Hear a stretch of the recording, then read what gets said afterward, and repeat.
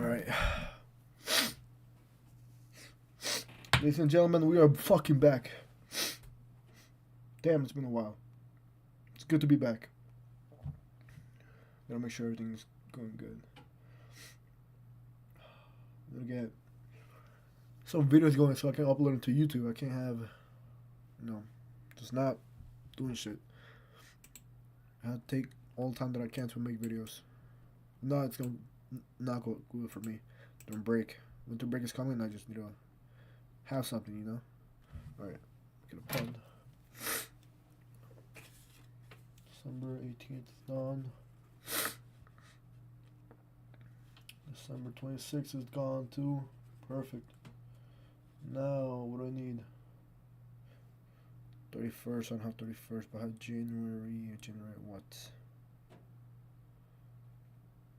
No, I don't have any more videos. Alright. So we need a total of, let me see.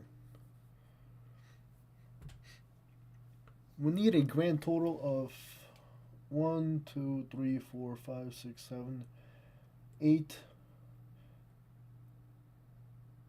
8 more videos. That's not bad.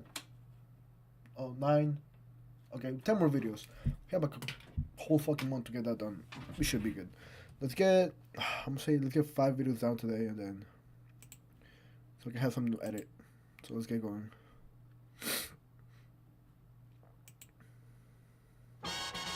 You fall in love, sing boom. What do you say when a Jewish boy is kicked on the New York City sidewalk? There's a map. What the fuck did I just hear? Alright, let's get started. There you go. And that looks good. Alright, perfect. So we're going to be watching that Chicago War. Oh. So we're going to be watching the Chicago Gang War mapped by uncovering. Let's see what we Of got. Chicago that nobody wants to talk about. It doesn't show train lines or bus routes. It shows a war. The gang violence. Got no money. This shit real. Don't Chicago. play. Just started shooting at the man on the court. A war that's been Damn. raging for decades across neighborhoods, parks, and even single blocks. Decades ago, Chicago's gangs Single were split block. into two massive alliances, the People Nation and the Folk Nation. But Folk today, Nation, People those two Nation. alliances have fractured into more than 100 different sets, each 100 fighting sets? for their own corner of the city. Using exclusive data from the Chicago Office of Public Safety, we've mapped all these different territories down to the exact streets where these invisible borders are drawn. From the most notorious gangs to the deadliest blocks, we've mapped it all. This is Chicago's gang war mapped. Bro, I did not know fucking Chicago had gang wars. And that there's over 100 different fucking, like, There's like more than 20 different like gang mapped wars. I don't fucking know, dude. How'd it get this bad? One of the more famous rivalries in Chicago's gang world is between the Black Disciples and the Gangster Disciples. Arguably, their most contested blocks are on Chicago's South Side, centered around the Parkway Gardens neighborhood, or more famously known as O Block. I guess one thing you always hear about is the O Block. Is it really that bad? We got a large crowd, got 362 in the back of Parkway. We need some crowd control over there. 4 people shot. O Block generally runs from 66th Street in the south to 63rd Street in the north, and then from South Calumet Ave in the west to South King Drive in the east. But much of this violence spills into the surrounding neighborhoods. O Block and Parkway Gardens once stood as a working-class neighborhood for many black families who were migrating to the Midwest. It was even home to Michelle Obama when she was a child. Michelle Obama. Fucking Michelle Obama's from O Block. 90s, gang violence grew. The nearby Harold Ikes and Robert Taylor homes were demolished, scattering all their residents and their gang affiliations into the surrounding neighborhoods. Much of the Gangster Disciples ended up moving above 63rd Street and also into the Woodlawns neighborhood. At the time, the Black Disciples already had a strong presence in the Parkway's Garden neighborhood, which meant the Black Disciples and the Gangster Disciples were now living directly next to each other. It's said that the hard borders between the two groups run down 63rd Street and Vernon Avenue. A walk across either of these streets means that you're walking into enemy territory. At first, it was mostly just small shootings and fistfights, largely over online insults. But then things exploded in 2011 when a Black Disciple named O.D. Perry was shot and killed on the 6400 block of South King Drive. O.D.'s death became a turning point, and the Black Disciples named the block after him. O.D. Perry was very well known locally, and his death by Gangster Disciples meant a declaration of war. We are getting reports of multiple people shot. 4 people shot. Dozens of people shot. 52 people have been shot. 61 people shot. 90 people shot. 90 fucking people. What the fuck? Bro, it went from 4 to 9 to 50, now all the way to 90. 100 people were Over shot 100. across the city. What the These fuck? were deliberate and planned shootings On by Christmas one gang weekend. against another. St. Lawrence Avenue from 61st to 63rd Streets were the Gangster Disciples' main staging area, while the Parkway Gardens neighborhood from 66th to 64th Streets were the Black Disciples' main staging area. Many shootouts then took place on the intersection of 63rd Street and South King Drive. If the Black Disciples were feeling risky, then they'd venture down 63rd Street heading east. And if the Gangster Disciples were feeling risky, then they'd head down 63rd Street to the west. Dang, on 64th, 65th, King Drive. And on 63rd, over there kind of to the left, they dirty and stuff. They be up there just doing stealing and doing all type of petty stuff. So we don't go up there with them. Oh no, something ain't right up there. So I had to make it known, like, cause it's so close. We not from 63rd. Between 2009 and 2015, the 63rd Street corridor had the highest concentration of homicides in all of Chicago, where most of these deaths came from gunfights involving teenagers. A 14-year-old boy was shot around midnight. 16-year-old was shot in the chest. Wounded 6 people, including 3 teenage girls. Why the fuck would you shoot an 11-year-old? What the fuck can an 11-year-old do to you that you had to fucking shoot him in the chest?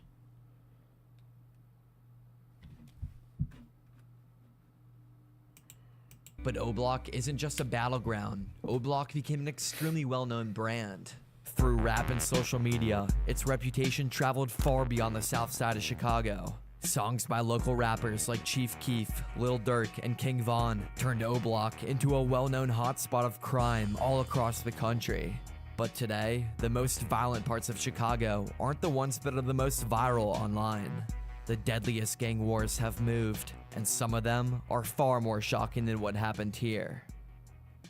Damn. Your personal information is everywhere, from your name to your phone number to your email address and even to your family members' names. Data brokers are making money by selling that information to advertisers, scammers, or anybody who wants it. The information report, which shows doesn't stop there. Delete Me keeps mopping against the period of scammers' name. Go to delete, scan in and delete the most areas of Chicago. Thank you again, Delete Me, for sponsoring this video. One of the most violent areas of Chicago today is the Englewood and West Englewood neighborhoods. Englewood on Chicago's south side once had a bustling economy of local businesses and a much larger population than it does today. The three main gangs that make up these neighborhoods are the Gangster Disciples, Black Disciples, and Black P-Stones. Within these neighborhoods, the group's main borders are always changing. Who the fuck names these gangs? I don't want to get targeted, but Gangster Disciples? Alright, that sounds kind of nice. The Black P-Stones? Was there like meaning behind that I don't know? Or Black Disciples? Like there's no... Like I don't know what's behind it. If there's like a reason for the name of it. Like I don't want to know. But generally, the Gangster Disciples dominate much of West Englewood and to the west of Oakton Park. Their main stronghold within this region is from 55th Street to the north, running all the way down to 75th Street to the south. And then mainly to the south of Oakton Park are the Black P-Stones. The Black P-Stones may not occupy the front headlines the same way the Gangster Disciples and Black Disciples do, but they are still very dominant in the region. Their control tends to be more localized in a block-by-block scenario, rather than having a large expanse of territory. Although their territory may be smaller, they are known as one of the most ruthless gangs in Chicago. On November 2nd, 2015, a 9-year-old named Tyshawn Lee was playing basketball with his friends at Dawes Park.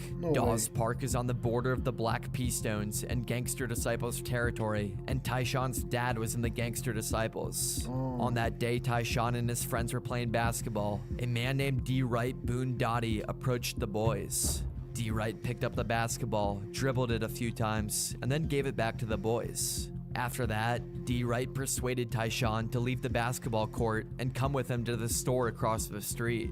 He promised Tyshawn that he would buy him something. Tyshawn then followed D. Wright into a nearby alley that was out of view of the park. There, D. Wright shot Tyshawn. Imagine being able to build an app with your name on it, just by thinking about it. Meet Base 44. In Chicago today, there was a tragic revelation in the murder of a 9-year-old boy. Probably the most abhorrent, cowardly, unfathomable crime that I've witnessed in 35 years of policing. Life in prison, Tyshawn's father, give that motherfucker life in prison. Why did he have to kill a 9-year-old? There's no reason to do that. Maybe if he had like beef with the dad, if you want to fight the dad or hurt the dad, okay, reason. If you have to go kill his fucking kid, you do not deserve to see the outside world ever. Fuck no.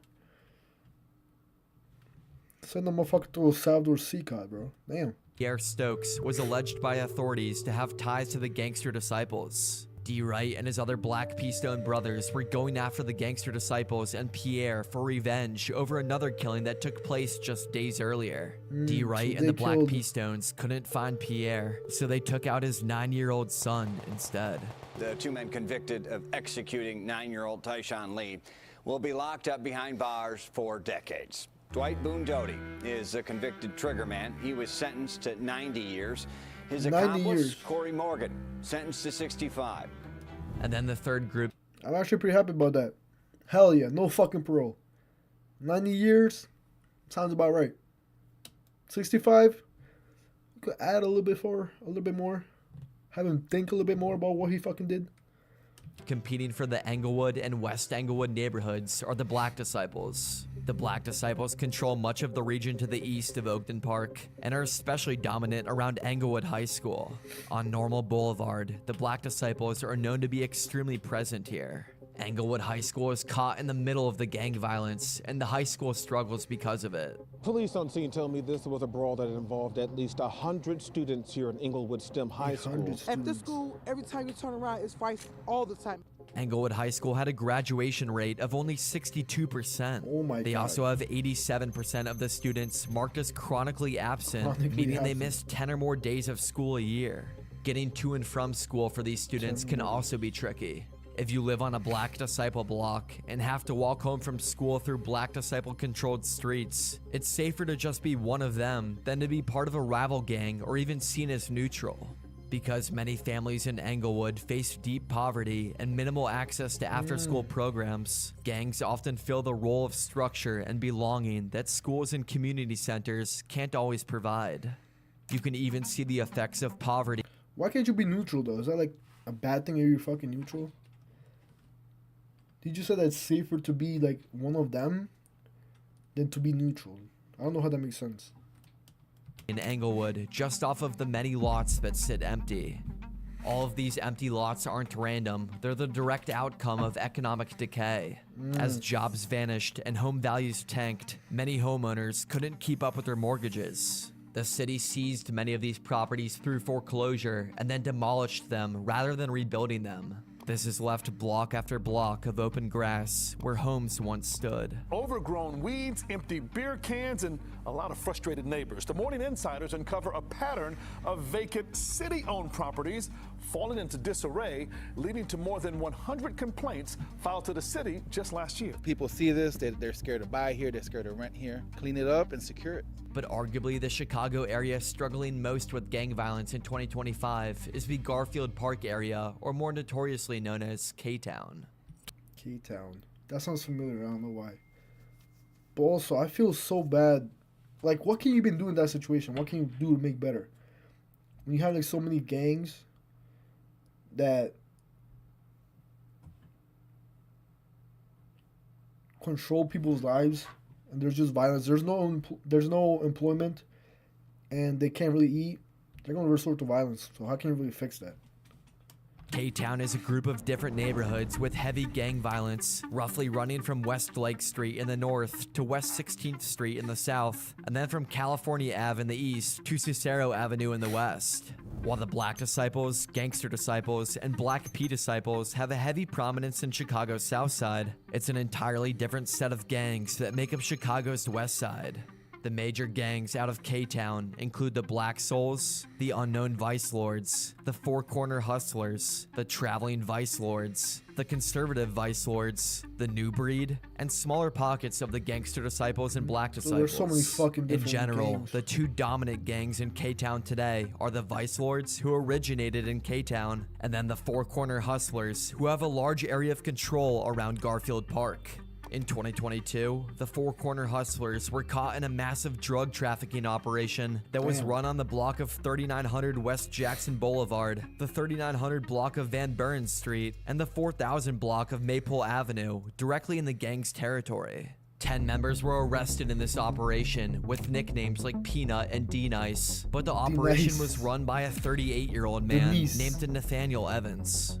4 others allegedly worked as shift managers that oversaw drug sales at the 3 other locations. The shift managers were also in charge of receiving the supply of drugs from Mexico, protecting the cash, and then being on the lookout for the police. The drugs were packaged in small baggies and sold for extremely cheap, usually just $10 a bag.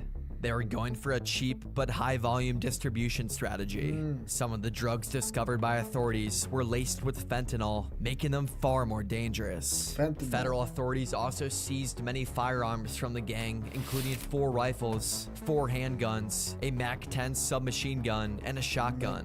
This shows how these free markets were heavily protected with firearms, and it wasn't just some casual dealers. The U.S. Attorney's Office today announced federal charges against 10 members or associates of the Four Corner Hustlers street gang. We need members of the community to continue to work with law enforcement in order to help us, uncover crimes and then hold people accountable. But even when the police crack down on these illegal drug operations, the gangs learn to adapt. One of the new strategies of gangs in this region has been to shift parents of children who play Roblox. If your child was sexually exploited, abused, or pressured to their operations into vacant lots and abandoned homes. Approximately 400 abandoned houses in the village of Dalton. That's someone that took over someone's house without their permission, and they stay there. They do a lot of things that they should not be doing, and it should have been taken care of sooner, and it's not. One recent example of this comes from an abandoned home on 849 St. Louis Avenue. On the outside, it looked like an abandoned home with boarded up windows and graffiti on the front door. But on the inside was one of Chicago's most active stash houses. Neighbors say that the house had been vacant for many years. It's owned by the Chicago Housing Authority, but it's been left untouched and unsecured. Then in 2024, it turned into what police called an open-air drug depot.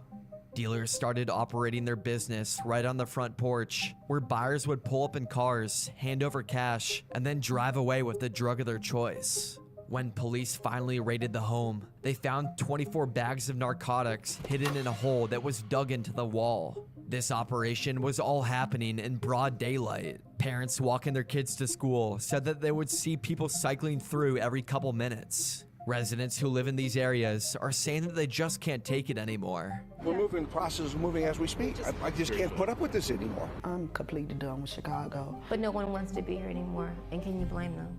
No, fuck no, you can't blame them. As more and more families move out, these if you have a whole fucking narcotics operation going right next to your door, if there's a shootout, there's a very good chance that you might get shot. So fuck no, I'm not taking any risk, because you only get one chance. And yeah, fuck no, I'm not taking any chances. And fucking all. I would sell the house.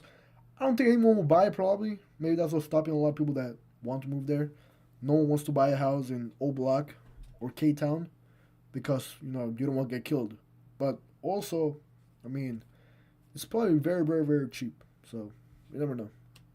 Some people might really need it because society, man.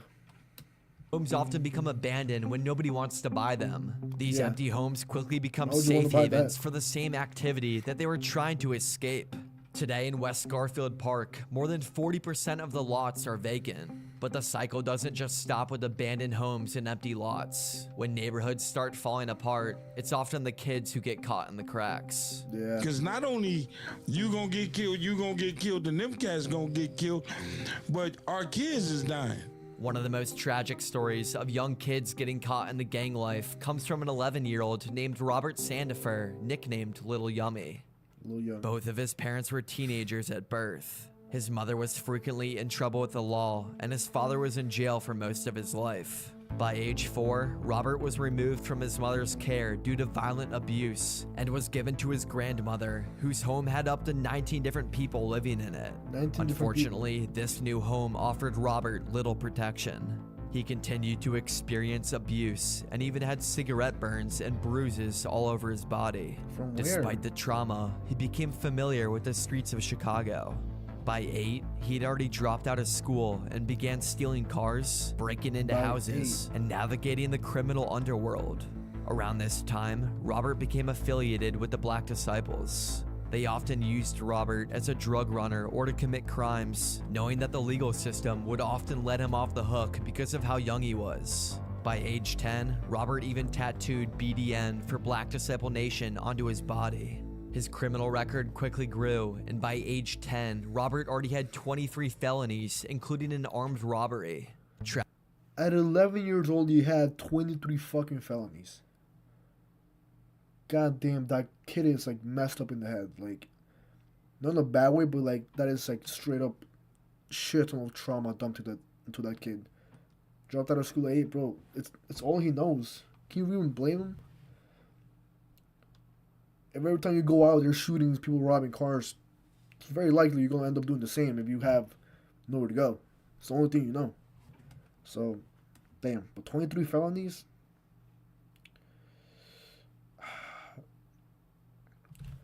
Once you're like that deep in, there's no really, I don't know if there's going back. I don't know if you can change your life. 23 fucking felonies. You can't even get a job anywhere. 23 felonies? It'll be a miracle if they let you work at McDonald's. Tragedy first struck, though, when Robert turned 11. Robert was given a handgun by members of the Black Disciples and was ordered to carry out a hit. Yummy walked up to 16-year-old Keonta Britton and asked him what gang he belonged to. Britton told the 11-year-old he wasn't involved, and then Yummy pulled out a gun and shot him in the stomach at point-blank range. Yummy sprinted away, and police quickly arrived on the scene. Only 2 hours later, Yummy came back just around the corner of where he shot Britton. He spotted 6 guys playing football. He walked up with no mask, wearing a shirt that said boss, and then opened fire erratically on them. Bullets went everywhere. A parked van was hit, a house window was shattered, and tragically 14-year-old Siobhan Dean was hit in the head. Siobhan, who wasn't even with the boys but was just walking by, ended up dying a few hours later. What if you can create your own website by saying, this is what I want? With Wix, you can. Following her death, Robert became a fugitive, living in Black Disciple members' homes while evading police and even the FBI. 3 days after the shooting, Robert returned to his neighborhood, hoping to turn himself in. But high-ranking Black Disciple members feared that he might cooperate with law enforcement. The Black Disciples now feared that Lil Yummy was too much of a liability to keep around. Black Disciple members Craig and Derek Hardaway were tasked with silencing Lil Yummy. As Lil Yummy was making his way back to his grandmother's home, they lured him into a car offering protection. Craig and Derek then drove Lil Yummy to a railroad underpass. Once there, they shot Lil Yummy twice in the back of the head, killing the 11-year-old. His body was then discovered the next day. What was he like? Bad. Bad? Like, when you say bad, what do you mean? Fighting, stealing, breaking into people's houses. Did you ever see, like, the police coming to his house? Every other day. When you found out that he was killed, right? What did you think? I mean, it shocked me. He shouldn't have got killed like that. I mean, he didn't have to die the way he was killed, but that's the life he lived. That's what happened. Sorry to disagree. I think he did deserve to die like that. He carried out a hit on a man because he was neutral, and then, for no fucking reason, he just went up to a soccer field and started shooting at people. And he didn't even hit any of the kids playing. He hit a girl that was just passing by. This girl went out on the fucking walk and got shot in the head. Like, yes, he deserved to get ended like that. Sucks, but fuck it. Yummy's story shocked the nation, landing on the cover of Time magazine and becoming a symbol of children growing up in violent, neglected neighborhoods. From O-Block to Englewood to Garfield Park and K-Town, Chicago's gang war is everywhere, shaping schools, streets, and lives. These maps aren't just data points, they're living neighborhoods with real people caught inside a decades-long war. But the FBI is trying to put an end to this war. The FBI just raided O-Block, and I made an entire video on it, which you can watch right here. Thank you again, Delete Me, for sponsoring this video. To get your... Dude. That was an amazing fucking video. That was so interesting, dude. I did not know that Chicago was that dangerous. I thought it was like certain parts of it, but it's pretty much the entire fucking city. There's gangs everywhere. So you can't really do much about it. And as like a civilian, maybe like hopefully President fucking Trump can do something about it, but I don't think he will care enough to do it. Or maybe he just has different problems to take care of. I don't know. But it was an amazing video, and I feel bad for all the people that lost their lives. 100 people shot. I remember that part that said the 4, 5, 10, 50, and then all the way to like 90, and then over 100. It's like, goddamn, bro. There's no peace in that neighborhood.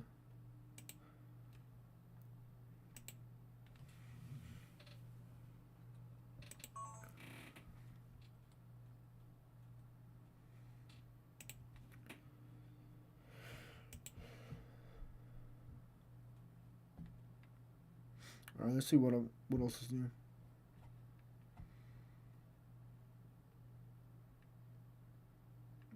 Have you watched later videos?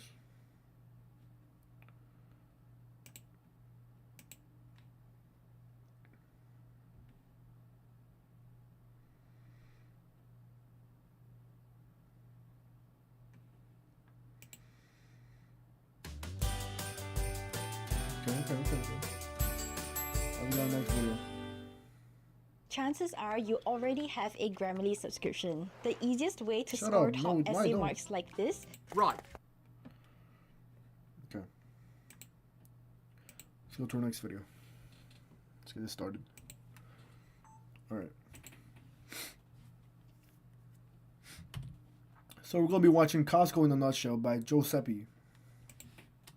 So, in the last In a Nutshell video about Apple stores, I saw a good number of comments showing that a lot of people had either never been in an Apple store before, or the country/city that they lived in simply didn't have any Apple stores. So They this don't have time Apple around, stores? I did market research. Costco have around 804 stores across 12 countries. 558 in the United States, 103 in Canada, 39 in Mexico, 29 in the UK, 27 in Japan, 16 in South Korea, 14 in Taiwan, 13 in Australia, 4 in Spain, 2 in France, 1 in Iceland, and 1 in China. So if you don't happen Dang, to live one in in any China? of these places, or you simply have never visited Costco before, don't you worry. This will be a learning experience. I shall enlighten you, young child. Come Hell yeah, forth. dude. Take my corporate hand. So put simply, Costco is a large American wholesale store chain. They're pretty They're much just very big big. warehouses stocked with products in bulk for businesses. Here's the logo, here's the store, here's a video of a man walking around the store very, very fast, and we're up to date. Perfect. Okay, And for any perfect. of you wise guys out there that are sat there saying, oh, Joe makes videos on the weirdest subjects ever. First Crocs, now Costco. Well, anyways, the first thing you've got to know about Costco is that it's a members-only club. You have to either be a member or be with a member to actually buy things in the store. Now, it's not like it's an exclusive club or anything. I mean, Costco's not exactly hard to get into. I mean, it's barely Fort Knox. You just have to simply go up to the desk and apply for your Costco card, which as far as cards go, is arguably cooler than an American Express Black card or a PSA 10 Pokemon card. You sign up, pay a membership fee, and you're in. But of course, you need a photo. Now, this isn't just a Oh my Costco God, thing, fucking but those photos, tiny little bro. desk cameras they use to take photos for membership cards are always awful. Like negative 3 megapixel bad. You end up looking like some wanted drug cartel member from the 70s. I'm convinced the camera they use to take membership card photos with is the exact same camera that took all of those alleged photos of Bigfoot or any UFO sighting ever. I mean, the photos from those things are so bad, I'm pretty sure that the Costco worker behind the desk could probably do a more accurate rendition of your face using just a crayon. They even have a security guard that is paid to stand at the front of Costco and check your membership card to make sure that you match the photo on it. How they even validate that, I have no fucking idea. They might as well just be staring at an ink blot. Tell me what they say. Fuck knows, mate. It's a fucking. fucking Anyway, hate once that you have your about ugly Costco. ass photo sorted, you are now a certified Costco member and are free to enter the store floor. Dude, it's actually pretty fucking expensive to even get a Costco membership. I mean, it works if you have like big families. Like, let's say you have a family of 4 or 5, then it's worth it. But if it's just you, it's not worth it. Just go to, I don't know, Trader Joe's or some shit. Walmart. Actually, I don't know about Walmart. But if it's just you, you don't need a big store like Costco. But if you have a family, it makes sense. Because if not, the membership, I think it's like $95 or some shit like that. I don't know if it's monthly. I don't know how it is. I don't go to Costco, but I'm pretty sure it was like over $100 for a yearly membership. Now, in most Costco's, technology seems to be the first area. So you have your phones, your cameras, your microwaves, standard. But then, you see them. Those huge-ass 100-inch 12K TVs with OLED, LCD, OCD, ADHD, AC/DC screens for like AC/DC 10 screens. grand. You know what I mean. Those TVs where the quality is so insane and the colours are so vivid, you start to think, is this shit better than my eyesight? Like, you look at the TV for a few seconds, and then everything around you just looks low quality. It makes you rethink your entire existence, like your eyes were set to 480p quality for your whole life. So if you ever do manage to make Dude, it out that is true. Sometimes I take pictures of the camera I'm using, and I'll just think to myself, bro, this shit is better quality than my fucking eyes. It just looks way neater. But, I don't know, maybe that's just me.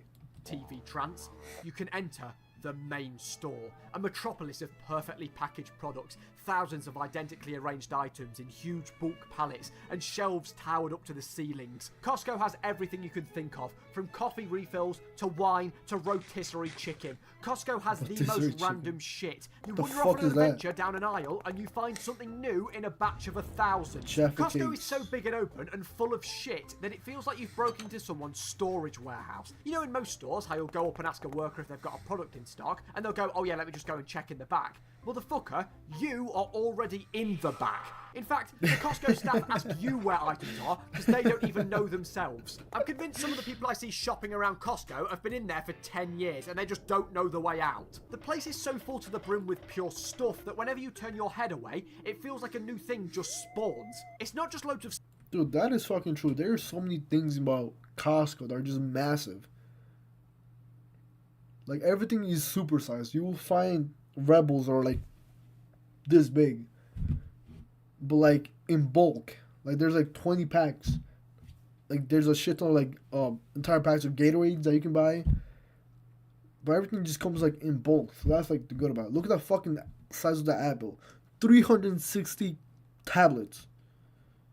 That's insane. That could last you probably a lifetime.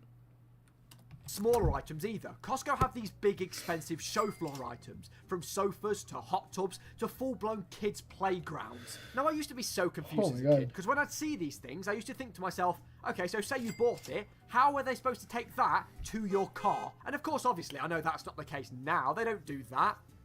They mail it instead. And sometimes there's just one singular super weird item.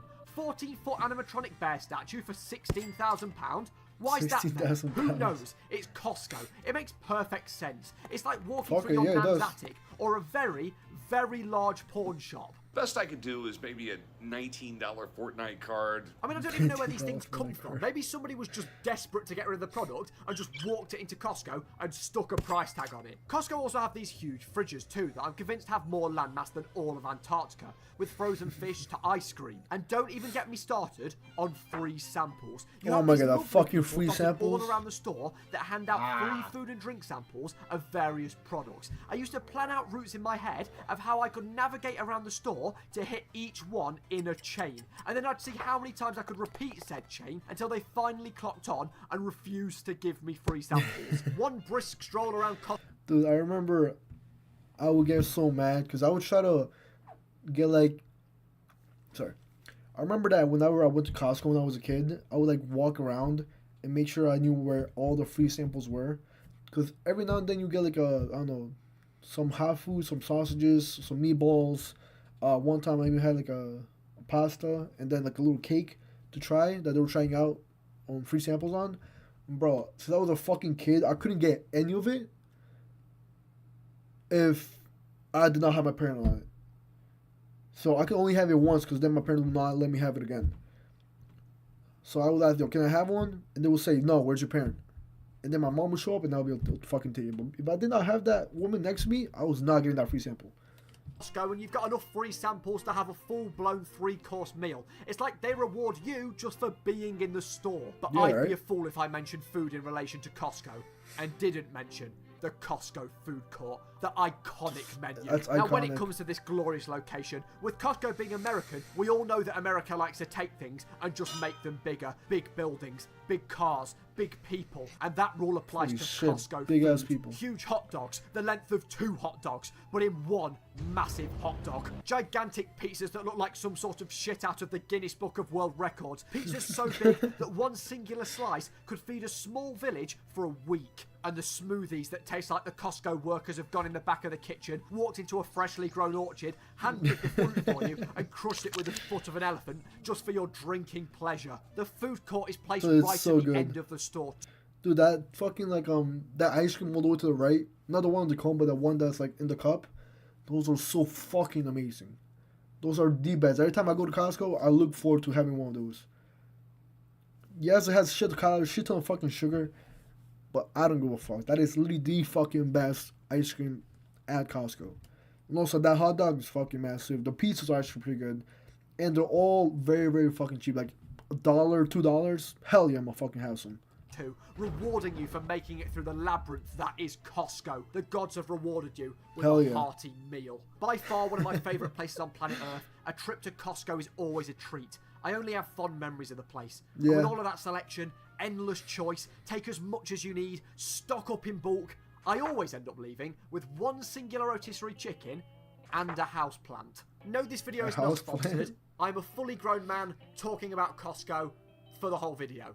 And just quickly guys, I'm going travelling soon, so there might not be a video for a month or two, and I want to put some focus towards some larger video projects. But trust me, when I get back, there are some very, very big plans. I don't really like plugging shit on videos, but for anybody that...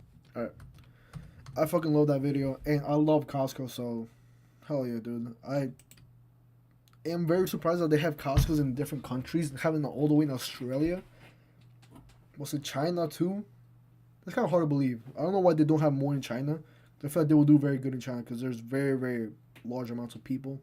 Don't know why they don't do it if they already have one there, or maybe they're just testing it out first. But yeah, make some video and let's go on to the next one.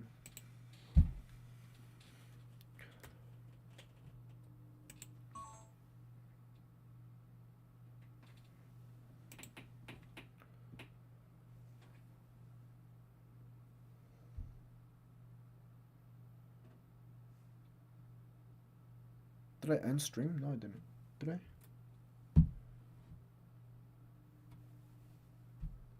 Oh, I thought I accidentally like ended stream, but no. All right, let's go on to the next video.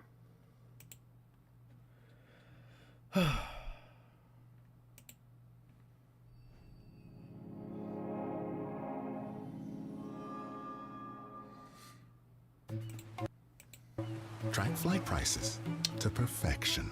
JFK to Cancun. $300 to go to Cancun. Good things done. All right.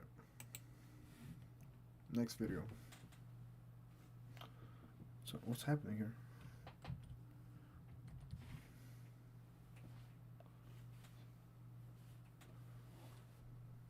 I don't know what that was. Anyways. Alright. Start our next video.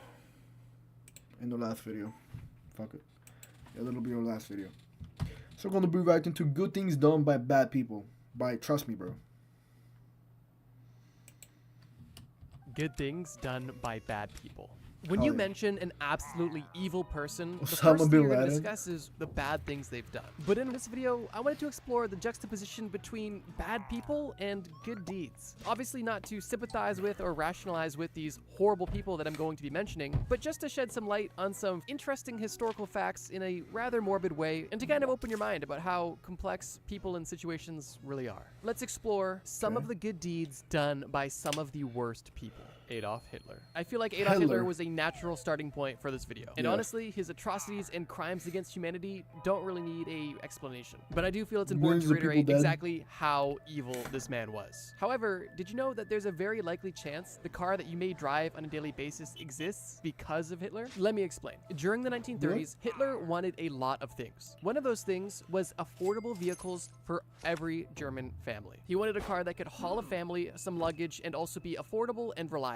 He wanted a car for the people, a people's car, and you probably already see where this is going. If you don't, people's car in German translates to Volkswagen, and in 1937, Volkswagen was established in Wolfsburg, Germany. Just for a bit of context, cars were an extreme luxury at this point in time, and roughly only 1 of every 50 Germans actually had a vehicle. Most people either had a bicycle at best or their feet at worst. So this plan for widespread affordable vehicles was rather ambitious, and for that reason, took a lot of initiative and effort. And one man who put a lot of effort into this Volkswagen project was Ferdinand Porsche, a man we'll discuss later. At this time, Ferdinand was a well-known automotive engineer, and he was the person who created the initial design for the Volkswagen Beetle, a car that would go on to change the world. But the progress of this vehicle and the project wasn't linear, because although Hitler had this initiative and was pushing this messaging, and Ferdinand was developing this prototype vehicle, once 1939 came around, car production came to a halt, and tank production was the sole focus of almost every factory producing moving automotive products. But that's kind of where the good ends in this entire situation, because the more onion layers you peel back, the more dark it actually gets. Because for starters, although Hitler really wanted to have affordable vehicles, that goal was never met by Hitler. And Volkswagen's success isn't really attributed to Hitler, it's actually attributed to the British who took over the project after World War II, because they essentially allowed Volkswagen to live on. After the war had ended, there was a bit of a debate whether or not Volkswagen was a consumer automobile company or a war production facility. And depending on what these factories were classified as would drastically change the outcome, because if this was a war production facility, then it could be dismantled by the British, and tools and machines could actually be taken as war reparations. After the war, it was up to the British to try to decide new management. And to put it briefly, the British didn't want Volkswagen. The British called Henry Ford to see if he wanted Volkswagen for free.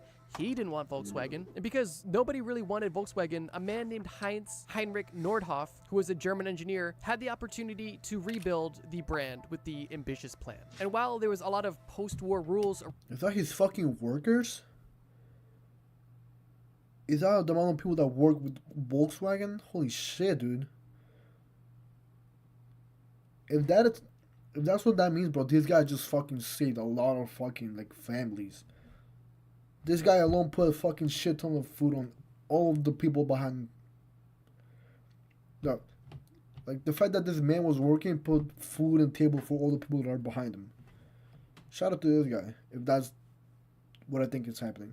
around German production, as far as Volkswagen is concerned, the rest is history. And the Volkswagen Beetle was a massive success, and Volkswagen is a car manufacturer, and the Volkswagen Group are massive entities to this day. And if you want a bit of a morbid laugh, go to the Volkswagen wiki page. It takes about one scroll to start seeing pictures of Hitler. But like I said, it's not all sunshine and rainbows, because when the initial Volkswagen project was happening, the Nazis didn't hire just anybody to build these concept cars. No, they used slave labor. And it's reported that the Nazis used over 15,000 slaves from different concentration camps to provide the manpower for the People's Car Project. You know you're an evil person when even one of the best things that people can attribute to you is still shrouded in just darkness and abuse. If nothing else, you'll likely be looking at Volkswagen just a little bit differently from now on. Ferdinand Porsche. Bravo. I wanted to give Ferdinand his own section just to not overcrowd the first section, but I will keep this one a bit brief. Ferdinand Porsche wasn't on Hitler levels of horrible, but he was very involved in the German war effort during World War II. Ferdinand was directly involved in the production of the advanced tanks that the Germans had during World War II, and on top of tanks, he also helped design and engineer their bomber planes as well. Oh my god.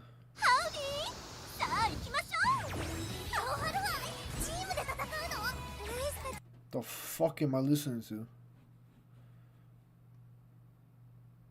Can't wait for this shit to be over. God, what the fuck kind of fucking ad was that?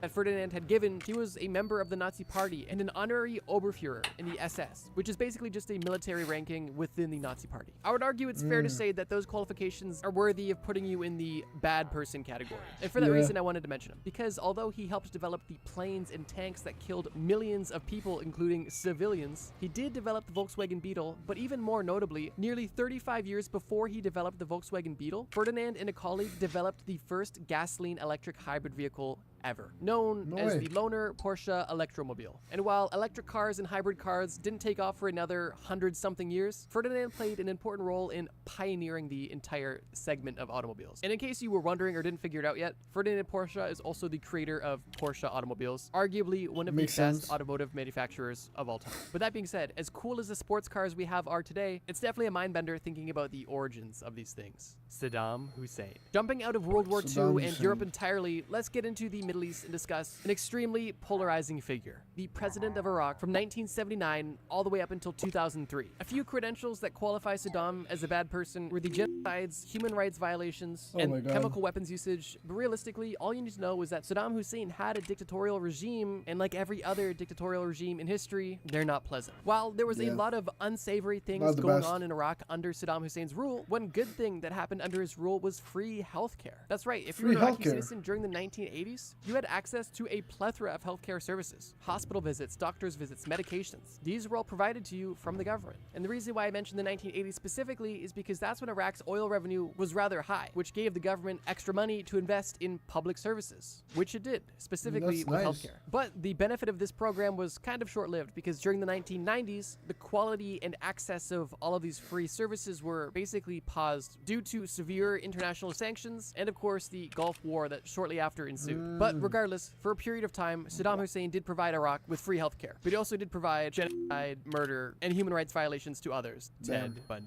If you couldn't already tell, I'm trying to make this video as much of a mixed bag as possible. But with that being said, I'm sure you're thinking, what possibly could Ted Bundy, likely one of the most famous serial killers and psychopaths ever, have done that's good? What is Ted Bundy's good deed to the world? And the answer is incredibly odd. Although Ted Bundy is one of the most famous serial killers of all time, there was I'm gonna say that he somehow fucking saved a life. Ted Bundy saved a life. That's what I'm gonna say. That's my prediction right now. Also a time in his life when he was actively working to save people's lives. That's right, the psychopath who senselessly killed innocent women and girls was also somebody that people would talk to in their darkest hours. And what I mean by that is Ted Bundy worked at a crisis center in Seattle, where he specifically helped people dealing with suicidal thoughts. And on top of just helping these people, he wasn't even working there. He was a volunteer, a double good deed whammy. Who's a fucking volunteer? Pretty shocking news, to say the least. You know, a serial killer working at a suicide prevention hotline, sometimes the jokes just write themselves. But the speculation behind why he was doing this is where the situation gets interesting. And something we really don't have an answer to. Bundy was never interrogated about his time as a crisis hotline volunteer. He had a lot of other things to answer for. So this is something that's kind of... Why would you want to volunteer to be a crisis? Like, I feel like you can do better things with your time, but then again, I mean, we do. Like, I gotta burp. What the fuck was that? Well, I just smelled my fucking dinner, that burp. I think you could do better things with your time, but then again, it is a service that we do need, so I guess shout out to Ted Bundy for being someone nice. Part of me still thinks that in those phone calls, he's probably just saying like, yo, just fucking jump over a bridge or some shit. I think that's what he was doing. I don't really fully trust that he was being helpful in that department. Kind of not fully known. But some popular speculations are that Bundy was just doing it as extra credit for school because he was a psychology major. Another kind of ironic point, seeing that he's a psychopath. But it's also likely that Ted Bundy worked in this situation so that he could experience these emotions, learn from them, and ultimately try to emulate them and use them for his own twisted benefit. And a third theory is that Bundy worked at this center to feel a sense of power. It's said that psychopaths typically have a god complex, making them feel a grandiose sense of self and that the world revolves around them and that they are so powerful and so important. And if you had this feeling about yourself, then it wouldn't be unreasonable to assume that you would likely put yourself in a position where people would come to you at their most vulnerable and essentially put their life in your hands. Even if they were potentially helping the other person, they were doing it for their own gain. So yeah, at one point in his life, one of the most notorious serial killers ever actually prevented people from ending their lives. And I'm curious, what do you think Ted Bundy's motives were for working in this position? Did he want to look inconspicuous? Did he want to learn about human emotion? Did he want to feel like he was in control, or was he just looking for extra credit in school? I have no idea, but they're all a little bit of everything, I guess. And while we're on the topic of notorious serial killers, let's just get this one out of the way. John Wayne Gacy. Amazon offers hourly employees health care on day one for the whole family. Mom, come quick!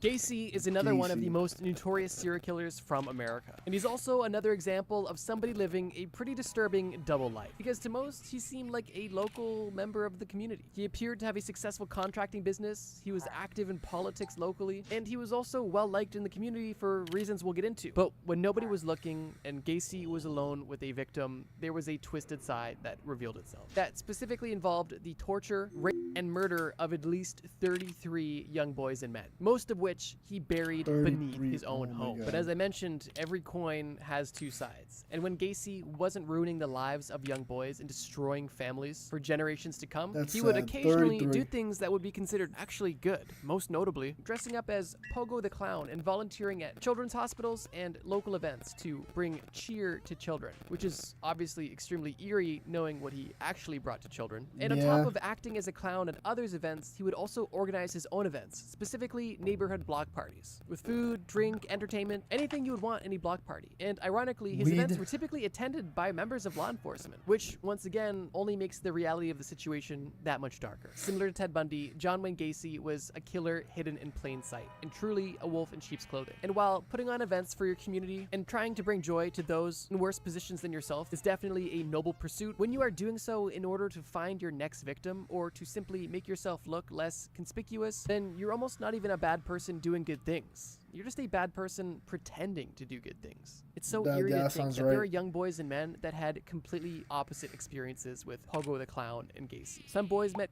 How do you end up like that, though? Like, I truly want to know how can you end up like that? That you end up volunteering at, like, kids' hospitals while you're killing kids and raping them? Like, this guy's a fucking psychopath. I think he's dead now. Gacy and got a balloon animal, and some boys met Gacy and never saw their family again. And for that reason, it's hard to associate anything good with this person, much like every person on this list. Genghis Khan. Switching categories, continents, and time zones, we are now discussing likely one of the most famous people of all time. Genghis Khan was the ruler of the Mongol Empire, and possibly one of the most feared military leaders of all time. His violence and depravity knew no bounds, and the actions committed by and under Khan can really only be described as monstrous. And in regards to Genghis Khan and all of the horrible atrocities he is associated with, one thing he is also reported to be is rather religiously tolerant, which was something that was extremely rare there at the time. But Religiously this, to me, tolerant. raises a question, because did Genghis Khan truly believe that diversity of faith was beneficial among the Mongol Empire? Or did Genghis Khan just know that when you have one of the largest empires to ever exist on this planet, spanning across multiple continents, it is unescapable to have a plethora of cultures and religions within your reign? And as a leader, you really only have two options. Do you convert everybody within your empire to a specific religion that you as the leader approve of and risk fragmenting your entire empire? Or do you tolerate religious differences as long as everybody's on the same page about the greater goals of the empire as a whole? And well, I guess that's for you and the historians to decide, but it's definitely an interesting thought, and kind of ironic to think that one of the most brutal rulers and warriors of all time wanted to make sure that people were practicing the faith that they felt most comfortable with. But something he may have not been comfortable with was massive drug cartels, which is something our next person definitely was comfortable with. Pablo Escobar. Alright. Pablo Escobar did a lot of good things for the community, but yeah. With dirty money. And also for Genghis Khan, I think that's pretty good for him. Dude. Let me go back. Practicing the faith that they felt most comfortable with. But something he may have not been comfortable with. Dude, I fucking love the fact that he actually allowed freedom of religion.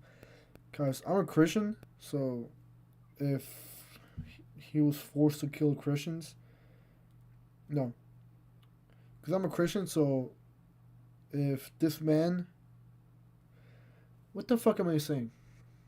I'm actually very happy that he let freedom of religion because the people were able to believe what they wanted about their God that they want to worship, so that's pretty good about him, I guess. But he still killed entire fucking villages, all the men, and he only left the kids and the woman.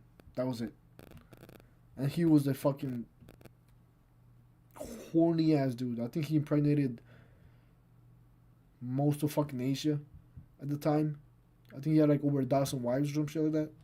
Was massive drug cartels, which is something our next person definitely was comfortable with. Pablo Escobar. Pablo Escobar is one of the most notorious drug lords of all time. Maybe even criminals of all time. He led the notoriously brutal Medellin cartel, and his net worth at the time of his death was estimated to be anywhere from $30 to $80 billion. He made his billions trafficking cocaine from Mexico into the US from the 1980s to the 1990s. And he and his cartel reigned terror across Colombia and the rest of South America, and even in the United States with the trafficking of the narcotics he was selling. But despite the lifetime of organized crime, drug smuggling, torture, murder, and a lot of other unsavory things, Pablo did have a soft spot, specifically for the poor. And they're off. Though twists and turns await them, the runners boldly charge ahead.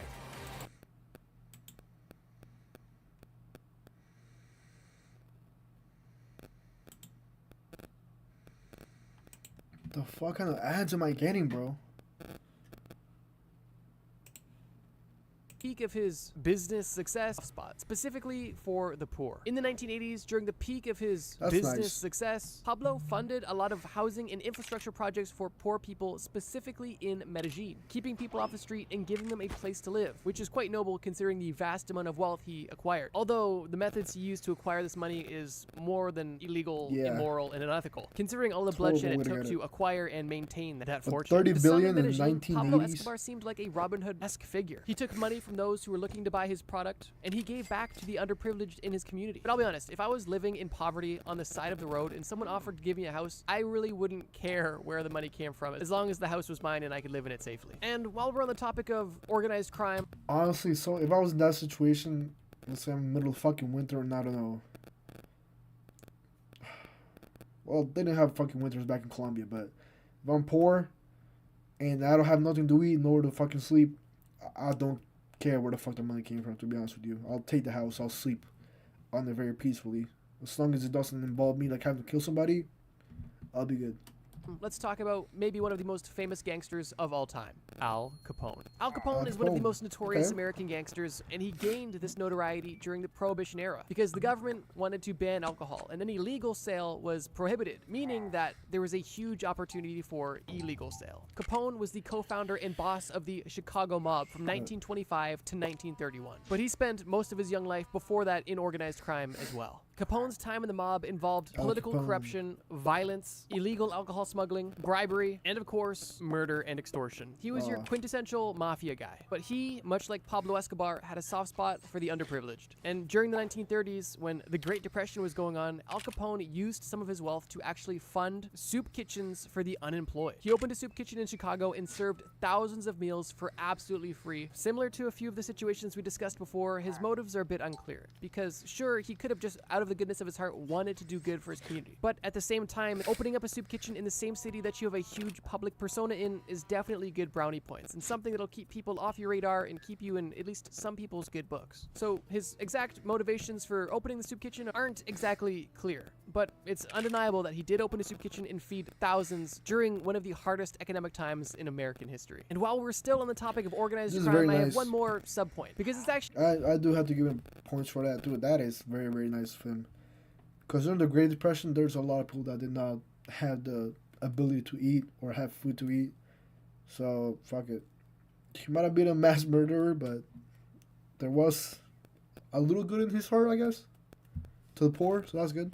Not one person, it's a group. The Yakuza. In case you're unfamiliar, the Yakuza are the mafias or cartels of Japan. At this point, I don't think I need to exactly go into excruciating detail on why organized crime groups aren't, you know, great, specifically because of the crime associated with them consistently. But with that being said, in 2011, during a devastating earthquake and tsunami in Japan, one of the first groups of people to help support these people that were just affected by the natural disaster weren't first responders. It was actually the Yakuza. And while this is speculated to have been more or less of a power and publicity move to show that, hey, we're here before the government, and they were more or less taking advantage of the situation than to make a positive impact, the Yakuza did in fact show up before any other disaster relief group did and provided pretty substantial disaster relief to those who were affected by the earthquake and the following tsunami. And really quickly, before we get to the last entry on this list, I just want to say, if you guys enjoy this video...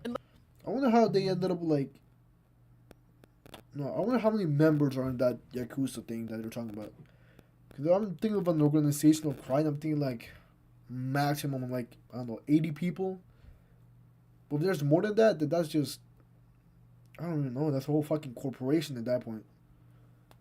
Like this topic and would like to see maybe a part 2 or leave a... Let's discuss the last horrible person on this list. Osama bin Laden. Osama, much like the first guy in the list, probably doesn't need much of an introduction. But in case you need a refresher, Osama is probably most famously known for the September 11th attacks that happened in New York and his numerous global terror attacks that happened via Al-Qaeda. The group he was a leader of, the extremist terrorist organization. Osama is probably one of the most dangerous and notorious terrorists of all time. And the attacks that he helped orchestrate literally changed the world as we know it. But like everybody on this list, there are a few good things they have done. Specifically, in Osama's case, it is reported that he funded the construction of important infrastructure in countries like Sudan and Afghanistan, specifically roads, schools, and hospitals. But once again, it's highly speculated that these were more or less of a chess move rather than a selfless philanthropic move. Osama also had a copy of Super Mario Bros. On his computer, a video called Funny Cat 4, and there's even a video of him singing Lady Gaga's Poker Face. Crazy to think that this is the guy that, you know, changed the world forever. And I guess the point of this video is just to... What the fuck? You was singing Poker Face?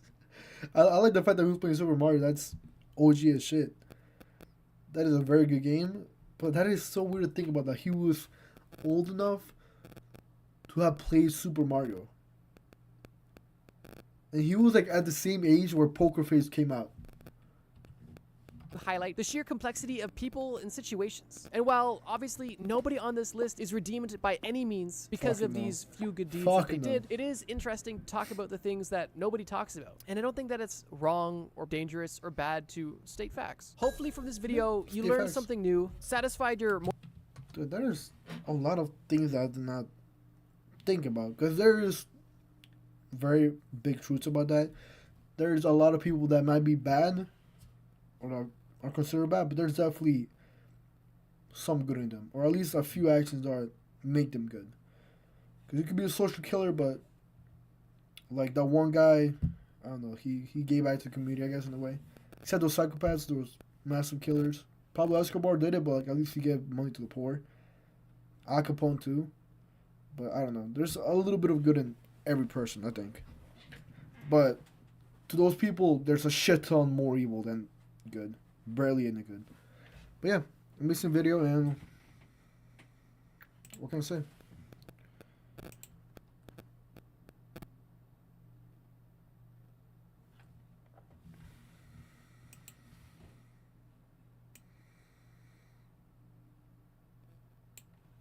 Let me see.